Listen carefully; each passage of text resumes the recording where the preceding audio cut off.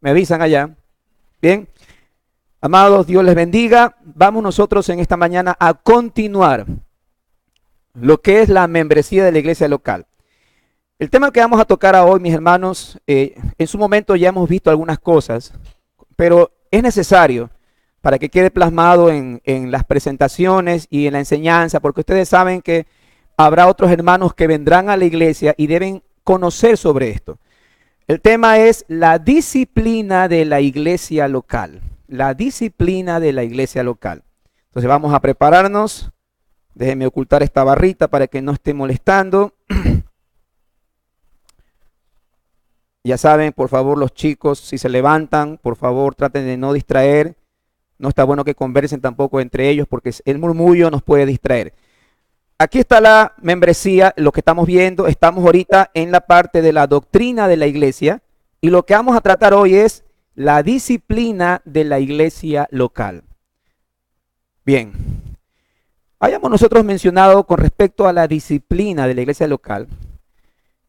La iglesia tiene una autoridad delegada de parte del Señor. Y cuando se ejecuta esa autoridad, se ejecuta una disciplina.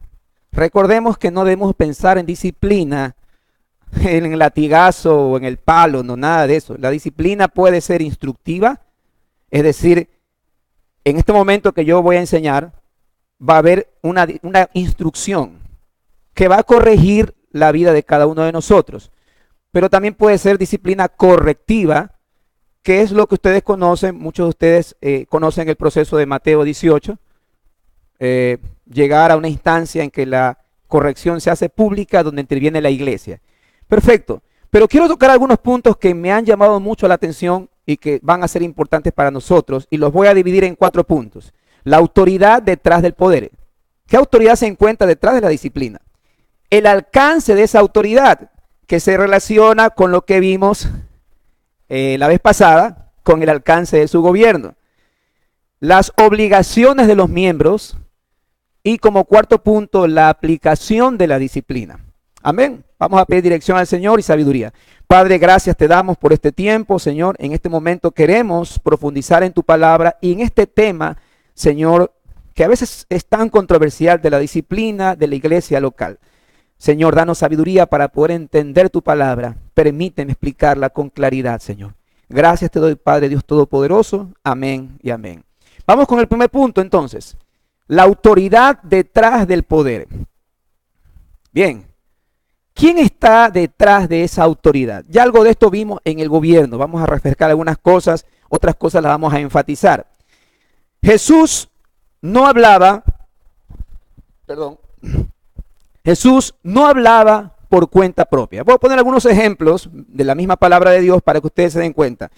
Juan 7, 16 al 18. Juan 7, 16 al 18. Dice así la escritura. Jesús le respondió y dijo: mi doctrina no es mía, sino de aquel que me envió. El que quiere hacer la voluntad de Dios, conocerá si la doctrina es de Dios o si yo hablo por mi propia cuenta. El que habla por su propia cuenta, su propia gloria busca. Pero el que busca la gloria del que le envió, este es verdadero y no hay en él injusticia. El Señor Jesús enseñando a las multitudes, frente a los fariseos, frente al pueblo judío. Y él dice algo claro. Su doctrina, lo que él enseña, no es de él, sino de aquel quien le envió. Hablando de su Padre Celestial, Dios Todopoderoso. Entonces vemos nosotros en el ejemplo de Cristo que Jesús no hablaba por su propia cuenta. Aunque las palabras eran chocantes e hirientes y ellos veían solamente a Jesús, Jesús dice, lo que yo digo no son mis palabras. El apóstol Pablo no hablaba su propio mensaje. Primera de Corintios 2, 1, 5. Vamos a revisar. Primera de Corintios 2, 1 al 5, dice así. Así que, hermanos, cuando fui a vosotros para anunciaros el testimonio de Dios, no fui con excelencia de palabras o de sabiduría, pues me propuse no saber entre vosotros cosa alguna sino a Jesucristo y a este crucificado. y estuve entre vosotros con debilidad y con mucho temor y temblor. Y ni mi palabra, ni mi predicación, dice, fue con palabras persuasivas de humana sabiduría, sino con demostración del Espíritu y de poder, para que vuestra fe no esté fundada en la sabiduría de los hombres, sino en el poder de Dios. Entonces, aún en la proclamación de Pablo, en el evangelismo que él hacía, él dice claramente que él anuncia el testimonio, pero que no es por su excelencia de palabras o sabiduría. Era el mensaje de Dios, y el mensaje de Dios era, como dice aquí, Cristo y a este crucificado. En el 14:37, más adelante, perdón, 1 Corintios 14:37, el apóstol también dice, si alguno se cree profeta o espiritual, reconozca que lo que escribo son mandamientos del Señor. Y el contexto está hablando precisamente de el orden en los cultos, referente a las manifestaciones del Espíritu, referente a si la mujer habla en la congregación. Ese es el contexto. Pero él deja claro que no son sus palabras, son mandamientos del Señor. Sus colaboradores, incluso, los colaboradores de Pablo, hablaban con una autoridad delegada. Primera de Timoteo 4:11.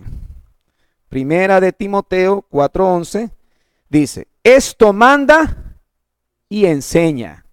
Timoteo, nadie te menosprecie porque eres joven, sino sé ejemplo de los creyentes. Pero esto manda y enseña. Y asimismo Tito 2:15. Esto habla y exhorta y reprende con toda autoridad. Nadie te menosprecie. Timoteo y Tito, colaboradores con autoridad apostólica de Pablo. Entonces, ¿de parte de quién hablaban? De parte de Dios. Cuando la iglesia está sujeta a la palabra de Dios, lleva esa autoridad de parte de Dios. Mateo 18:18. Ya lo hemos revisado. Vamos a, una vez más, de cierto os digo, el Señor hablando, que todo lo que atéis en la tierra será atado en el cielo, y todo lo que desatéis en la tierra será desatado en el cielo. Miren la autoridad en cuanto a lo que la iglesia local reunida tome decisión en cuanto al contexto que ustedes saben, es precisamente el ponerse de acuerdo o arreglarse con tu hermano cuando peca contra ti. Ninguna iglesia tiene autoridad más de la que recibe de la Escritura, y al obedecerla, la iglesia solamente está haciendo lo que fue mandado hacer. ¿Se recuerda cuando les puse esa pregunta? Si la iglesia local determina una expulsión de un hermano y tú no estás de acuerdo, ¿qué debes hacer?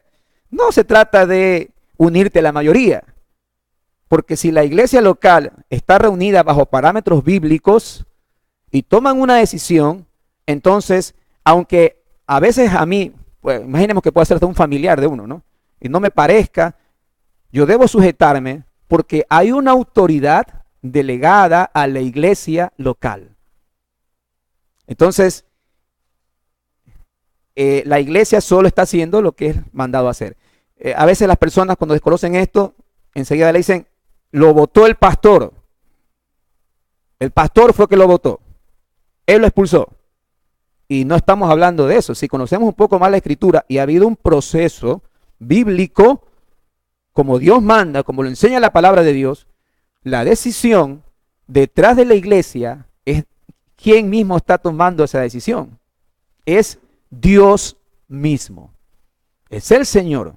Lo que ustedes aten será atado. Lo que ustedes desaten será desatado. Bien, entonces eso con respecto a quién está detrás de esa autoridad. El segundo punto, el alcance de esa autoridad, que ya se relaciona bastante con el alcance del gobierno. El pastor no debe ejercer autoridad diciendo lo que los creyentes deben o no deben hacer, pues solamente es Dios quien juzga las conciencias de su pueblo. Yo me preocuparía bastante si mis hermanos, después de la instrucción de la palabra, todavía me llamarían para preguntarme, pastor, ¿está bien? Me ha salido un negocio y es una persona que no es cristiana, pero tiene buenas intenciones. ¿Qué opina usted, pastor? ¿Hago o no hago el negocio? Entonces, yo me rascaría la cabeza y me sentiría mal, porque si no lo he enseñado bien, entonces la responsabilidad es mía. Hablando de miembros de una iglesia local que ya conocen esto. No estamos hablando de alguien que nos visita y que está asistiendo a la iglesia, no. Hablamos de miembros que ya conocen la palabra de Dios. Entonces, y hermano, ¿qué pasó? O estaba flojo en la membresía o no te enseñé bien. Y la responsabilidad más cae sobre mí. Entonces, no podemos nosotros estar diciendo lo que deben o no deben hacer, porque la Escritura ya lo enseña. Y imaginémonos que yo le diga, que venga una hermana y diga, pastor, no, estoy bien así vestida, no estoy muy, qué sé yo, muy sensual. Le digo, hermana, ¿qué dice la Escritura? ¿Cómo debe vestir la mujer en la congregación? Entonces, yo no puedo juzgar las conciencias. Si mi hermana, si por la Escritura, su conciencia se siente doblegada por lo que dice la palabra de Dios, entonces Dios está obrando en usted. O sea, imaginémonos, a ver, aquí no pueden venir las hermanas con pantalones, cuidado, o con aretes, cuidado.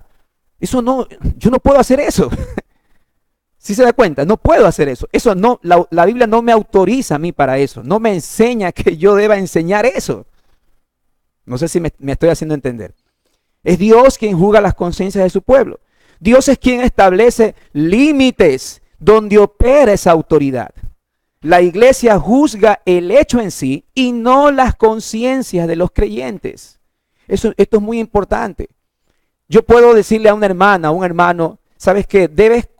Yo pienso, mi hermano, por la Escritura, que no estás criando bien a tu hijo. Tienes que trabajar mejor con tu hijo. Pero yo no puedo decirle a ese hermano, si no cuidas a tu hijo, no vas a entrar a la iglesia.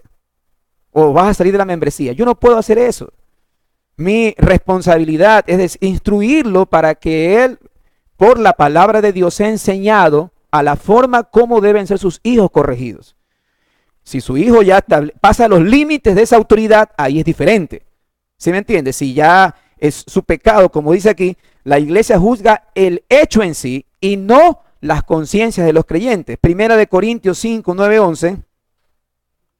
Primera de Corintios 5, de 9 al 11, dice así: el apóstol os he escrito por carta que no juntéis con los fornicarios. No absolutamente con los fornicarios de este mundo, o con los avaros, o con los ladrones, o con los idólatras, pues en tal caso os es necesario salir del mundo. ¿Qué dice el apóstol? Escribid más bien que no os juntéis. Ahí está el mandato. Ya no está juzgando las conciencias, sino que está juzgando los hechos en sí. No se junten con ninguno que llamándose hermano fuere fornicario, fuere inmoral, fuere avaro o codicioso, dice otra traducción, que yo creo que a veces uno dice, ¿cómo juzgamos a un hermano por codicia? Bueno, generalmente cuando el hermano está más centrado en hacer bienes, comenzará a faltar a la iglesia local, comenzará a faltar a los discipulados. Ahí se hace evidente, se expone su falta para ser juzgada. Entonces, fuere fornicario, inmoral, fuere avaro, idólatra, maldiciente, borracho, ladrón, con el tal ni aún comáis. ¿Sí se da cuenta? Entonces, el apóstol aquí ya está juzgando no la conciencia, sino el hecho en sí. Y él dice, no os juntáis, no os juntéis.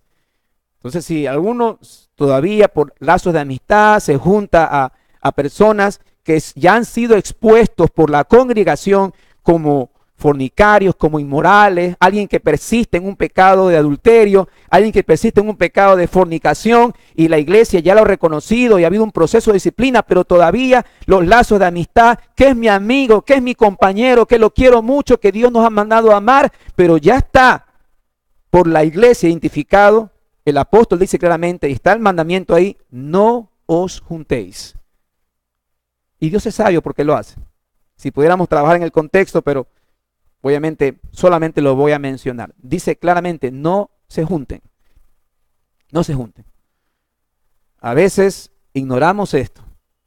y por las amistades que tenemos muchas veces damos cabida a que podamos nosotros de alguna manera establecer ciertas relaciones con personas que han sido identificados por la iglesia como inmorales, como avaros y todo este asunto. Y Mateo 18:15, asimismo, por tanto, si tu hermano peca contra ti, ve y repréndele tú estando él solo, y si te oyeras ganado a tu hermano. Obviamente, no se trata de que estará pensando, no estará pensando, ¿será que me fastidia? ¿Será que no me fastidia? No, si tu hermano peca contra ti, si hay una evidencia de que está pecando contra ti, ve y comienza e inicia un proceso de restauración. Cuando la iglesia dice o hace cosas que no tiene que decir o hacer, está abusando de su autoridad y puede llegar a una incorrecta aplicación de lo que es la disciplina. Por ejemplo, Hechos 15:1, un caso bíblico, Hechos 15:1. Entonces, algunos que venían de Judea enseñaban a los nuevos creyentes, a los hermanos, si no se circuncidan conforme a los ritos de la ley de Moisés, no podéis ser salvos.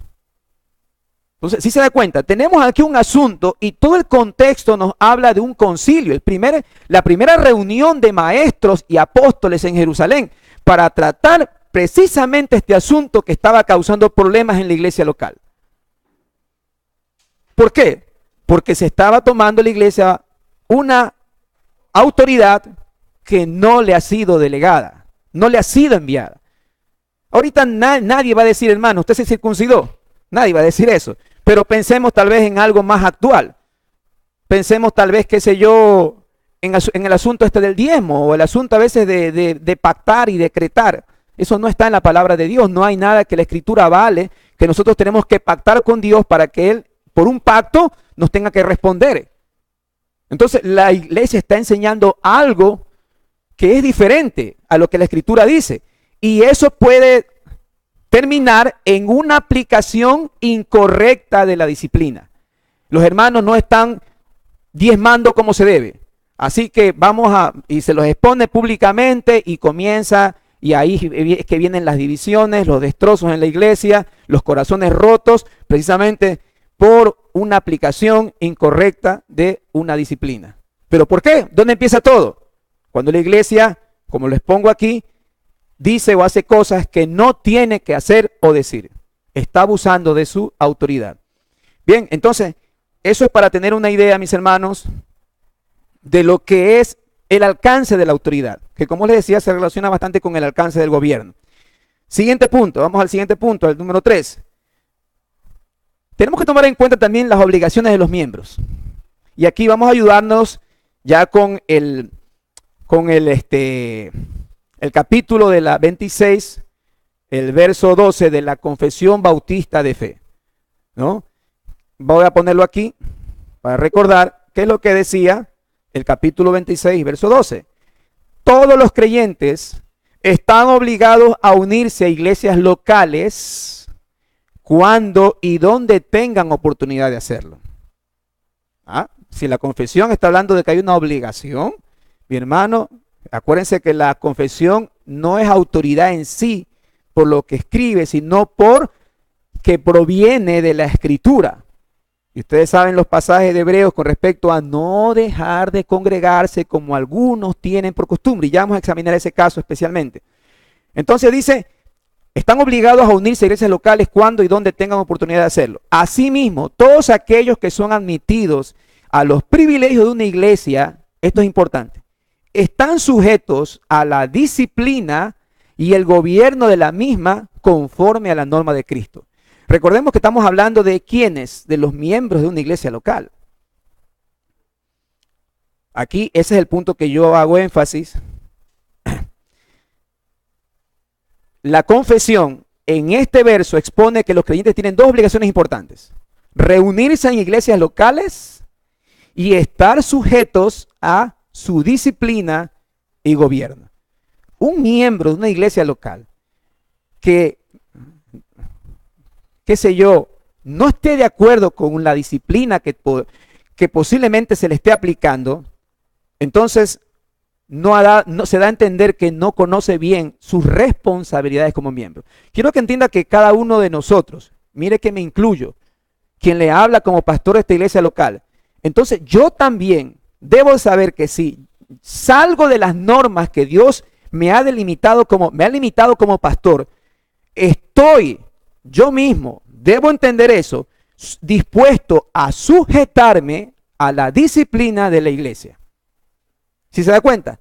O sea, yo no es que soy miembro, pero en cuestión de disciplina, nada que ver. No, yo debo tener en cuenta eso. Cada uno de ustedes que va a ingresar a la membresía de esta iglesia local debe conocer esto claramente.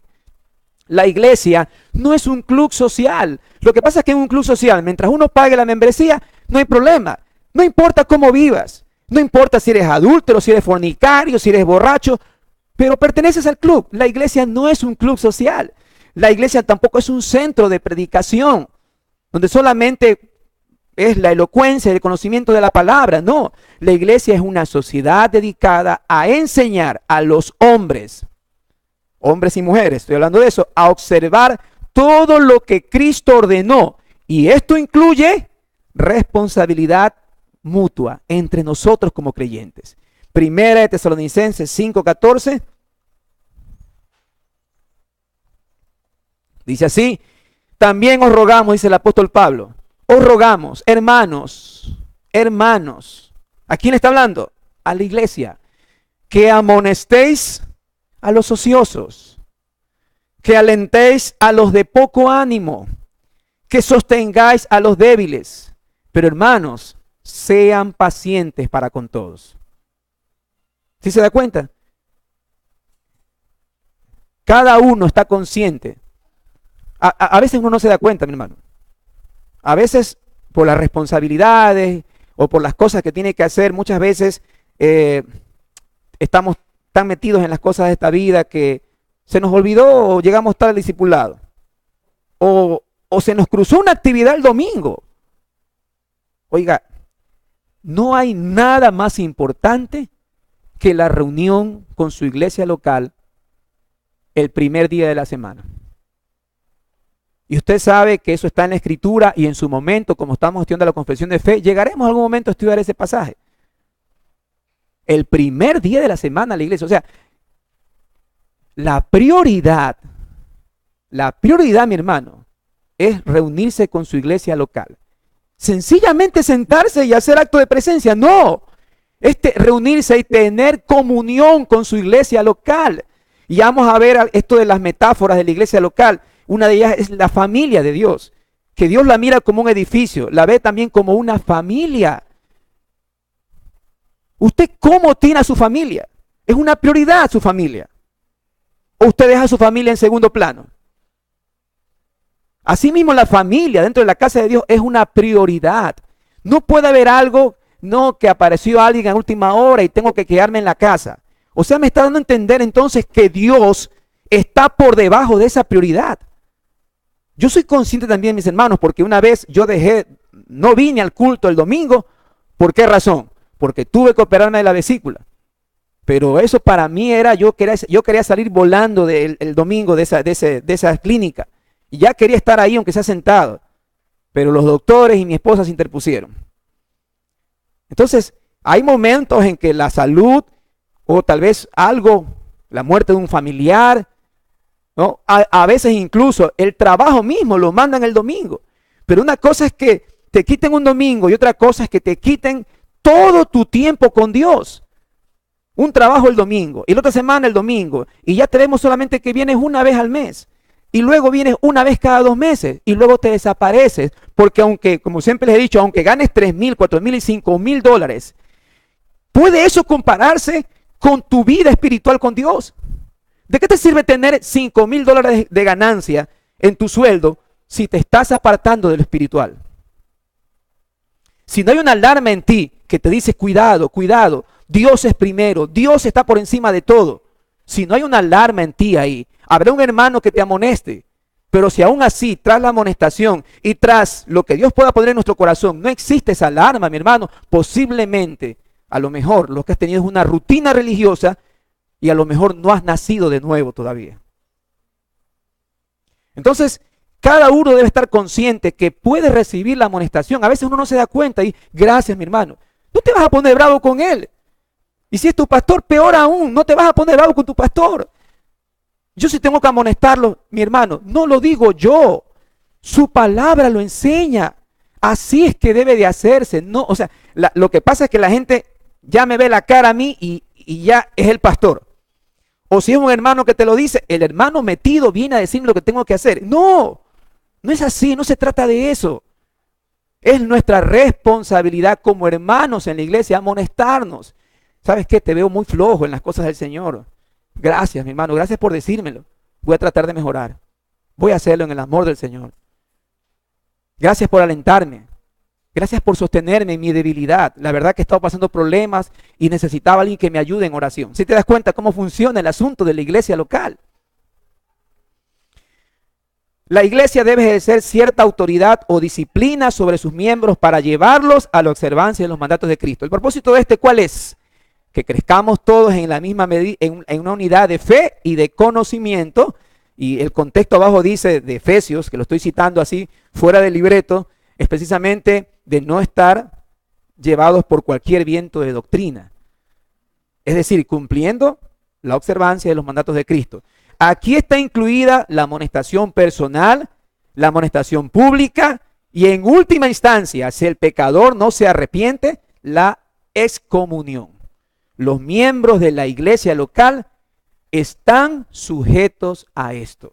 Usted debe entender, usted que está participando en esta premembresía de la iglesia, debe entender que usted se sujeta por la palabra de Dios, no solamente a amonestar a los débiles o al ocioso, sino que a usted también lo amonesten por ocioso, por irresponsable, etcétera, etcétera, etcétera. Y usted tiene que decir amén, gracias, gracias. Claro que si viene alguien que ni siquiera viene a la iglesia y viene a decir algo, por ejemplo, siempre el pasaje de no debemos juzgar de Mateo 7. Y la gente, que no hay que juzgar, no hay que juzgar. Eso no dice en el pasaje de Mateo 7. En todo el contexto dice, hermano, tú quieres amonestar al otro, está bien, pero ¿qué tienes que hacer primero? Sácate la viga que está en tu ojo para que sin la viga puedas quitar la paja que está en el ojo del hermano. Hermano, deja quitarte la pajita, pero si estás con una viga aquí, le vas a meter el dedo en el ojo. Ya sin la viga de tu pecado, ya puedes quitar la paja en el ojo del hermano. El pasaje no está diciendo que no deben de juzgar. Entonces, los miembros de la iglesia local están sujetos a esto. Están sujetos a esto. Y el punto 4, que es el énfasis de esta parte, que es precisamente la aplicación de la disciplina en la iglesia local. Y nosotros, yo sé que ustedes tienen claro el contexto. Mateo 18 es muy claro con respecto a lineamientos de cómo debe de hacerse. Primera de Corintios 5, un caso de inmoralidad que se juzga en la iglesia de Corinto. El apóstol Pablo interviene y cosas así. Pero hay puntos muy importantes que yo quiero, mi hermano. Si usted se está durmiendo, ya sabe lo que tiene que hacer. Está el baño para lavarse la cara o se pone de pie al fondo, hágalo porque yo también me duermo muchas veces en las predicaciones y tengo que luchar contra mi carne. ¿Así? Amén. Se lo digo en el amor del Señor. A mí también me ha pasado. Capítulo 26, verso 13 de la Confesión de Fe. Ningún miembro de la iglesia, por alguna ofensa recibida, habiendo cumplido el deber requerido de él hacia la persona que le ha ofendido, debe perturbar el orden de la iglesia o faltar a las reuniones de la iglesia o abstenerse de la participación de ninguna de las ordenanzas por tal ofensa de cualquier otro miembro, sino que debe esperar en Cristo mientras prosigan las actuaciones de la iglesia. Leído así de buenas a primeras, no se entiende.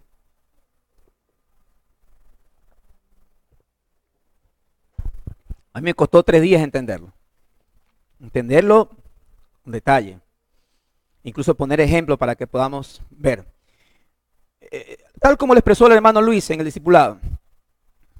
Esto lo escribieron teólogos. Teólogos, mis hermanos, que en su tiempo, 1689, incluso dieron su vida por poner en claro las doctrinas en las que creían. No es que lo hicieron en los tiempos de ocio y todo fue bonito, no. Si se recuerdan un poquito en el discipulado de la historia de las confesiones, la Confesión Bautista de Londres primero se escribió anteriormente, se me pasa el año, y en el año de 1689 lo que hizo es afirmarse, en esto creemos, y quedó. Entonces, sí nos pone a pensar, y vamos a trabajar esta parte, y yo quiero que preste mucha atención, por favor, mucha atención. ¿Cómo resolver conflictos y preservar la unidad de la iglesia local? Es lo que viene a primera instancia cuando leemos esto. Dicen, y vamos a establecer aquí 3 puntos. La situación o el conflicto en sí mismo, lo que los miembros no deben hacer, la prohibición, y lo que los miembros deben hacer, la instrucción. Entonces vamos a verlo de esta manera, la situación o conflicto propiamente dicho, lo que los miembros no deben hacer, la prohibición, y lo que los miembros deben hacer, la instrucción. Entonces vamos con la primera parte.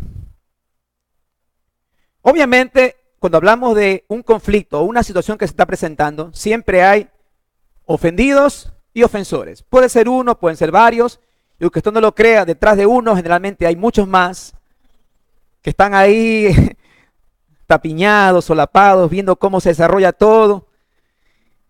Examinamos la primera parte de la confesión. Ningún miembro de la iglesia, mire, ningún miembro de iglesia, por alguna ofensa que recibe, habiendo cumplido el deber requerido de él hacia la persona que le ha ofendido, debe perturbar el orden de la iglesia. Entonces vamos a examinar esta parte. ¿De qué se trata esto? El párrafo 13 nos muestra una situación que es muy común en las iglesias. Presta atención, por favor, mucha atención con esta parte, es muy clave, mi hermano, para nosotros desenvolvernos como iglesia local. Es importante tener un conocimiento claro de la situación que se contempla y quiénes están interviniendo. Esto es clave. Yo sé que primero empieza, si pensamos en Mateo 18, del 15 al 17, voy a ponerlo, Mateo 18, 15 al 17, para acordarnos. Si usted se da cuenta, dice, si tu hermano peca contra ti, ve y repréndele estando tú y él solos. Si tú oyeres, ganado a tu hermano. Si tú ganas a tu hermano y te escucha, todo murió ahí. No hay nada que hacer, mi hermano. Y se desarrolló todo en un ámbito muy todavía privado, muy íntimo. Aunque debemos entender que el Señor, hablando de este punto, dijo que donde 2 o 3 estén congregados en mi nombre, yo estoy ahí en medio de ellos. Es decir que aún en esta reprensión personal, la autoridad de Cristo está. O sea, yo no voy a amonestar a alguien porque me da la gana. Yo te amonesto porque tal vez fuiste indecoroso, mi hermana, viniste muy sensual a la iglesia con un escote y quiero que sepas que la Biblia dice esto, esto y esto y lo otro. ¿De dónde saco yo eso? De su palabra. Es decir, no es mi autoridad. Pero debemos también entender qué pasa si no oyere. Ya el ámbito más privado se expande. Dice que lleva contigo a 1 o 2 testigos para que en boca de esos testigos se lleve toda palabra, conste toda palabra. Ya se expande el ámbito.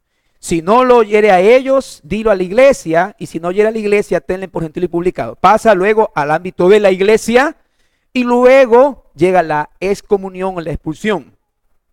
Pero es interesante que en este paso de aquí pueden pasar muchas cosas. El hermano que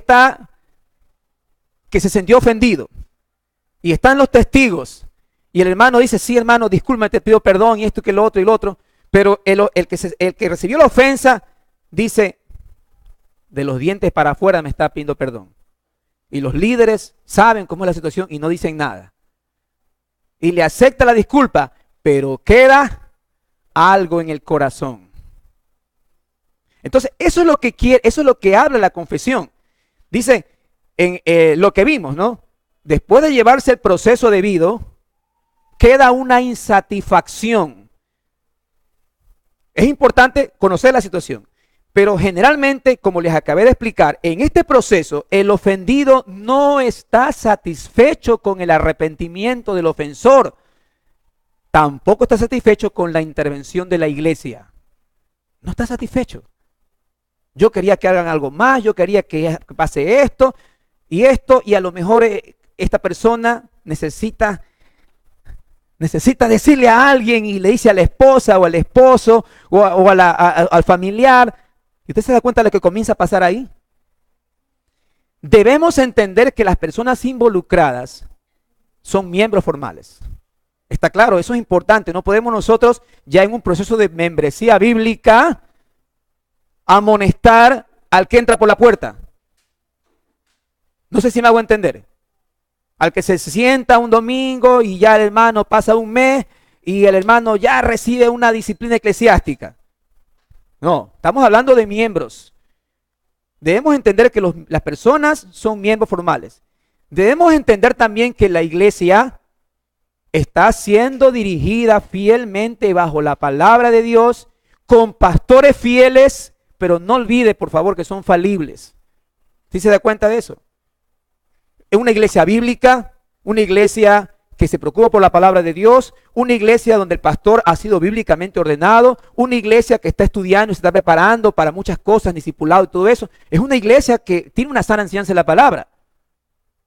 Entonces, no olvide eso, que está siendo dirigida bajo la palabra de Dios, aunque tal vez en la situación que se dio en Mateo 18 con los testigos haya una insatisfacción.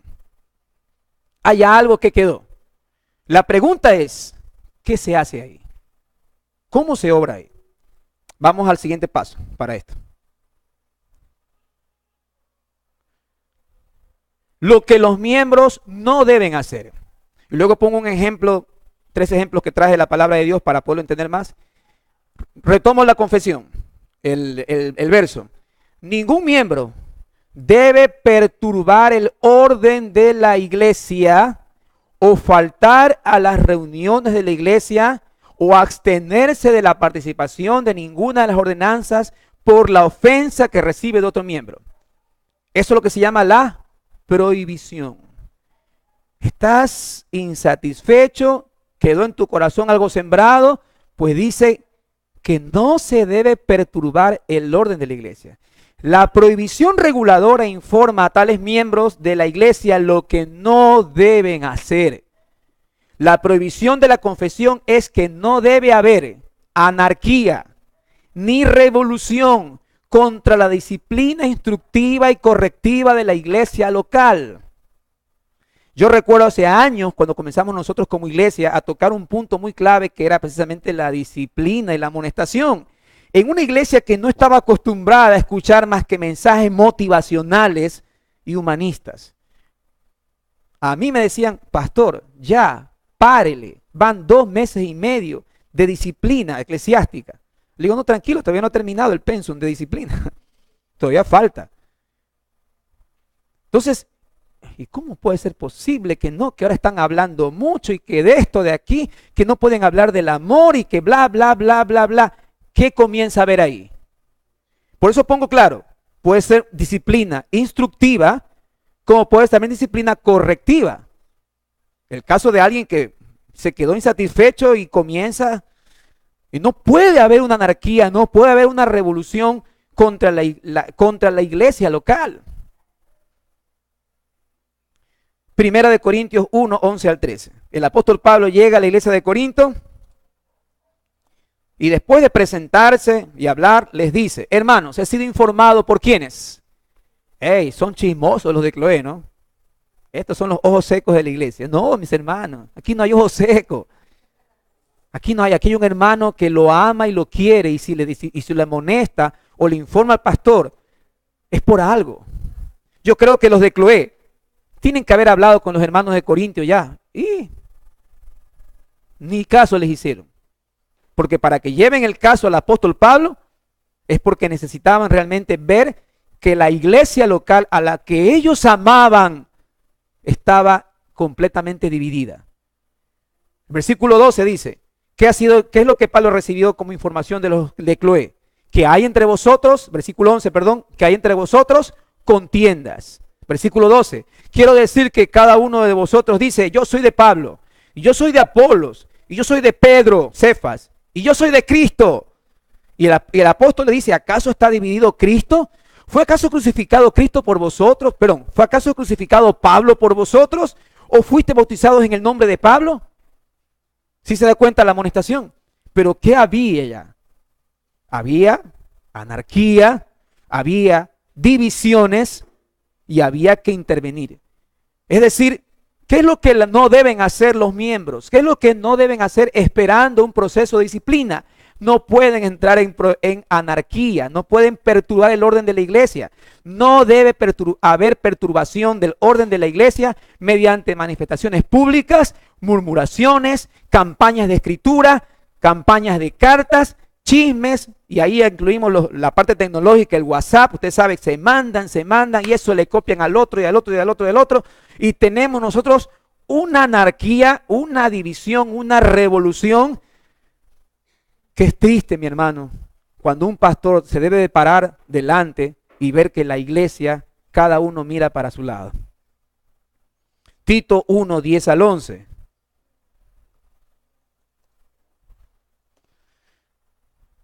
El apóstol Pablo le dice a Tito, hay muchos contumaces, habladores de vanidades y engañadores, mayormente los de la circuncisión. Ya sabe, ¿qué es lo que querían? Circuncídate, para que seas salvo. No, si yo acepté a Cristo y el apóstol me ha enseñado que es por fe. No, eso no vale. Tienes que guardar la ley de Moisés. Tienes que guardar la ley de Moisés. Si no, no vale tu salvación. ¿Y qué le dice el apóstol? A los cuales es preciso tapar la boca porque trastornan casas enteras enseñando por ganancia deshonesta lo que no conviene. Esa es la instrucción, esa es la prohibición. No puede haber perturbación en la iglesia. No debe producirse la ausencia de las reuniones de la iglesia, mi hermano. Esto de la ausencia de las reuniones dentro del contexto que estamos nosotros revisando, muchas veces no es porque vinieron los parientes y se quedaron. No, muchas veces es precisamente ¿por qué razón? Porque hay algo en la iglesia que no parece, que no les parece, que no les gusta, que así no es, aunque pueda ser mostrado por la palabra de Dios de que no es así.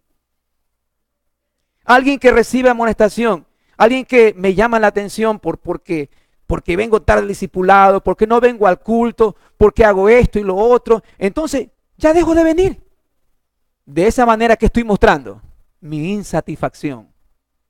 Y la Biblia dice, no, eso es lo que no deben hacer los miembros. No se puede perturbar el orden de la iglesia. No se puede perturbar la tranquilidad de una iglesia que desea y anhela crecer bajo la voluntad de Dios. No puede haber abstinencia de las ordenanzas de la iglesia. No estoy hablando solamente de los mandamientos como la cena. Hay gente que no cena. Pueden venir pero no cenan. Pero a veces hay gente que se determina algo. Acuérdense que estamos dentro del contexto de miembros. No olvide eso. Miembros. Entonces, si decimos, por ejemplo, mis hermanos, hay que hacer algo, hay que tal vez reunirnos en tal lugar, hay que hacer esta actividad, pero no hay participación. No hay. Eso es abstenerse de las ordenanzas de la iglesia. ¿Y por qué? Porque de esa manera muestran su inconformidad.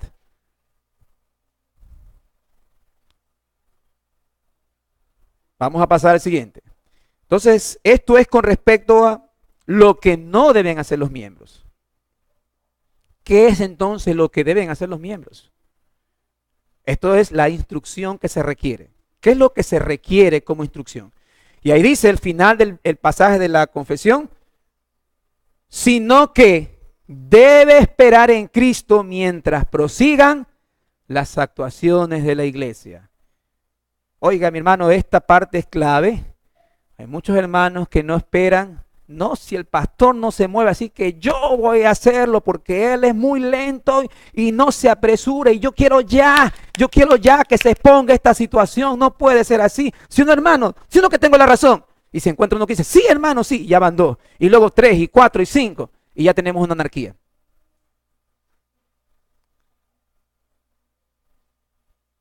La instrucción requerida informa a tales miembros de la iglesia lo que deben hacer.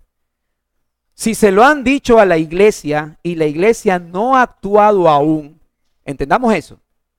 Si el problema, si el conflicto ya es de conocimiento de la iglesia, si no le han dicho, tienen que decirlo. Porque lo peor de todo es cuando alguien tiene algo contra usted y mueve a otras personas y usted ni sabe por qué es.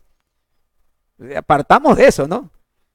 Que la iglesia ya conoce del asunto. Dice, si se lo han dicho a la iglesia no ha actuado aún, deben esperar en Cristo mientras prosigan las actuaciones de la iglesia.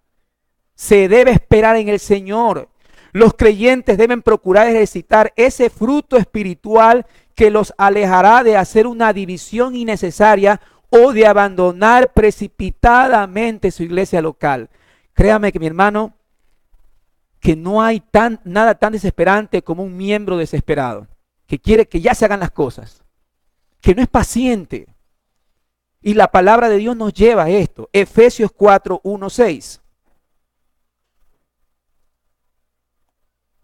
Dice así la Escritura. El apóstol Pablo, yo pues preso en el Señor, os ruego que andéis como es digno de la vocación por la que fuisteis llamados. Con toda humildad y mansedumbre, mi hermano, soportándonos con paciencia los unos a los otros en amor. Soporta. Piensas que el pastor es lento, piensas que la iglesia es lenta, que no hace lo que debe de hacer o que no hacen lo que tú quieres hacer. La palabra te dice, soporta con paciencia, solícitos. Esto quiere decir prestos. ¿Cuál será la prioridad? A la primera o en aquella oportunidad, rebelión, anarquía. No, prestos en guardar la unidad del Espíritu. ¿Usted se da cuenta de esto, de lo que nos está diciendo la Escritura, mi hermano? Tú tienes tu dificultad, tal vez tengas un problema con alguien en la iglesia, pero aún así, tu prioridad es guardar la unidad del Espíritu, que es el vínculo de la paz con tus hermanos. No es caer en desesperación y tomar una decisión precipitada. No, no es eso.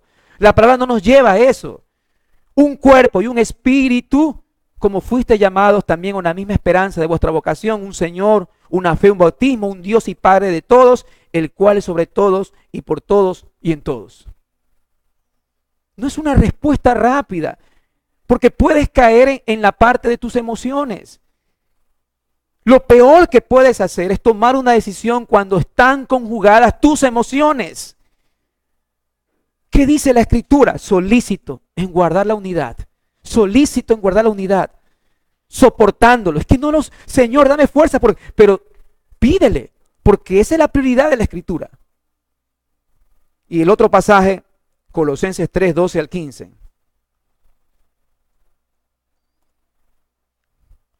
Lo mismo, mi hermano. Vestidos, dice el apóstol a los colosenses, pues como escogidos de Dios, santos y amados, de entrañable misericordia. Así como Dios te perdonó, así como Dios te perdonó todos tus pecados y los ha olvidado y los mandado al profundo del mar. Por una cosa que te hace un hermano, ya te ofendes. Por 2 cosas, te ofendes.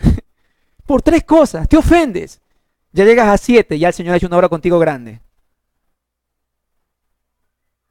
Dice, como escogidos de Dios, de entrañable misericordia, de bondad, de humildad. Y el problema grande aquí de muchos hermanos que a veces toman la decisión de salir es que no hay una respuesta en humildad, sino lo que prevalece es lo que yo quiero, lo que yo digo, lo que yo pienso, lo que a mí me parece, lo que yo y lo que yo quiero hacer. Humildad, mansedumbre, paciencia. Y usted va a ver lo mismo contexto, soportándonos unos a otros, perdonándonos unos a otros, si tienes queja contra el otro, de la manera que Cristo os perdonó, así también hacedlo vosotros. Es el mandato. Es decir, cuando un pastor te dice, mi hermano, piensa bien lo que vas a hacer, mira lo que dice la Escritura. No lo está diciendo porque le parece así al pastor o al hermano que te amonesta. Lo dice ¿por qué? Porque la Escritura así lo enseña. Pero sopórtalo. Y sobre todas estas cosas, vestíos de amor, que es el vínculo perfecto y la paz de Dios gobierne en vuestros corazones, a la que asimismo fuiste llamados un solo cuerpo, y sed agradecido. Esto es interesantísimo, mi hermano. Usted se imagina que es el mismo cuerpo. O sea, es como que en mi cuerpo, y tal vez la analogía es hasta un poquito bastante infantil, es que mi ojo se levante de aquí y la bote a la oreja porque él quiere estar aquí. O sea, ¿a quién hacen daño a la final? Al mismo cuerpo. Es a la iglesia a la que hacen daño. Es a la iglesia a la que hacen daño, mis hermanos. Usted piense, usted que va a entrar a un proceso de membresía, piense de aquí en adelante como una familia en la fe, como un cuerpo. Cuando usted sale de la iglesia, usted piensa en sí y está pensando en sí, pero no se da cuenta de los hermanos, no se da cuenta de lo que la palabra enseña, que somos un solo cuerpo. Recuerde que la iglesia tiene pastores fieles, aunque imperfectos, y que está en la procura de hacer todo bíblicamente. Descansa en Cristo, porque Él es quien gobierna la iglesia. El creyente debe ser cuidadoso, ya que puede estar defendiendo, a veces cae en esto, que no, que la causa, que vamos hermanos, levantémonos, que está mal eso, puede que la causa parezca razonable y hasta conseguir una revuelta. Pero pregúntese algo, ¿es bíblico? ¿Está la voluntad de Dios en eso? Tal vez el ejemplo de Números es muy evidente, Números 16, 1 al 3, aunque estamos hablando del Antiguo Testamento. Números 16, 1 al 3, no es la iglesia en sí, pero es la congregación de Israel. De alguna manera tipifica la iglesia. Y usted se imagina, la escritura dice, Coré, hijo de Izar, de Coat, de Leví, Datán, Abirán, y On, hijo de Pelet. ¿Quién entra aquí? Coré, Datán y Abirán. Tomaron gente y se levantaron contra Moisés con 250 varones de los de Israel, príncipes de la congregación, príncipes. Y se juntaron contra Moisés y Aarón y dijeron, basta ya de vosotros, toda la congregación, todos ellos son santos, y en medio de todos está Jehová. ¿Por qué pues os levantáis vosotros sobre la congregación de Jehová? ¿Sabe qué? Y cuando ellos caen postrados, yo a veces decía, Señor, ¿por qué se postran?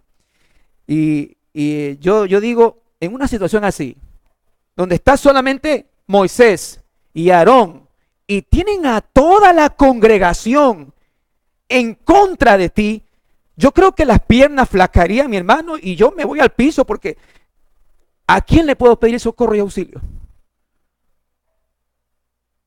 Y parece justa la causa. Usted lee el contexto, mi hermano. El pueblo ya iba a vagar 40 años. Dios determina 40 años van a estar y todos van a morir. De 20 años para arriba, todos van a morir. Solamente sus hijos son los que van a entrar a la tierra prometida. Entonces estos hombres dicen, no pues, ¿cómo que vamos a morir todos? O sea, mañana mueres tú y yo muero después al otro día. No, Moisés está mal. Está mal. Y comenzaron. Y aunque la causa era justa, la voluntad de Dios no era la que ellos pensaban. Y usted sabe cómo se desarrolló la situación. Primera de Juan 2, 18 al 19. Perdón. Sí, primera de Juan 2, 18 al 19.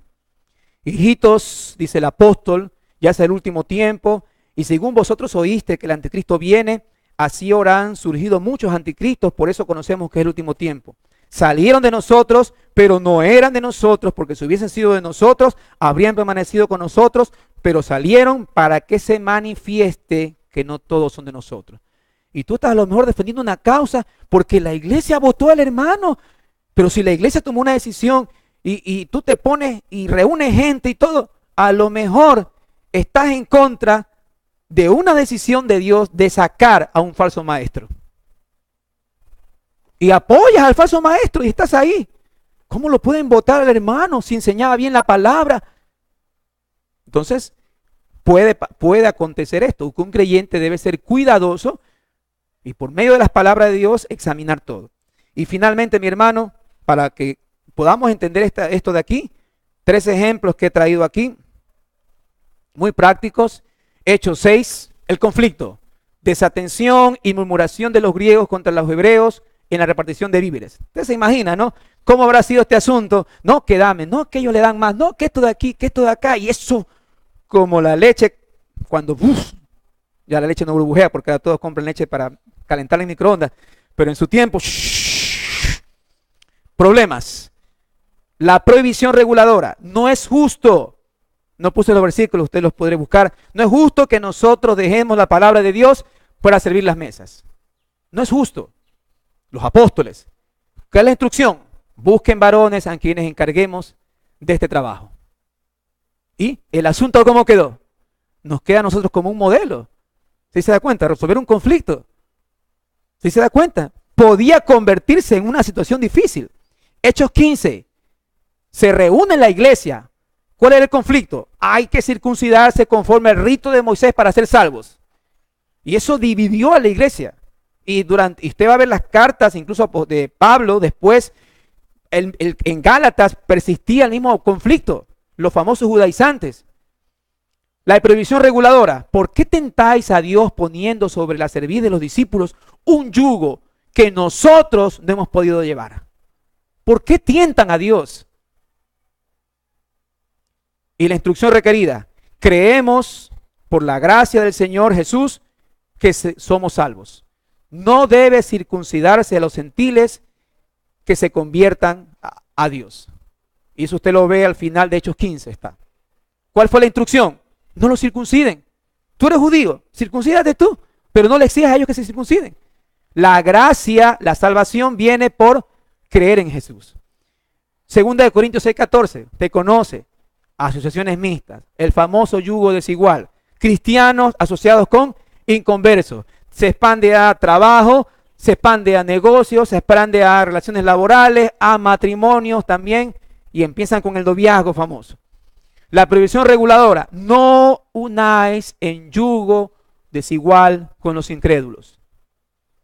La instrucción requerida, usted lo lee en el contexto, salid de en medio de ellos y apartaos y no toquéis lo inmundo.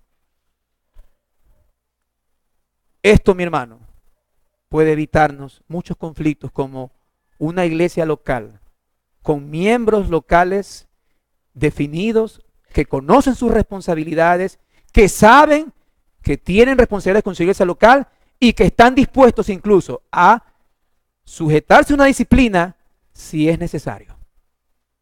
Y que el Señor nos dé sabiduría para seguir adelante con el asunto de la membresía de la iglesia local.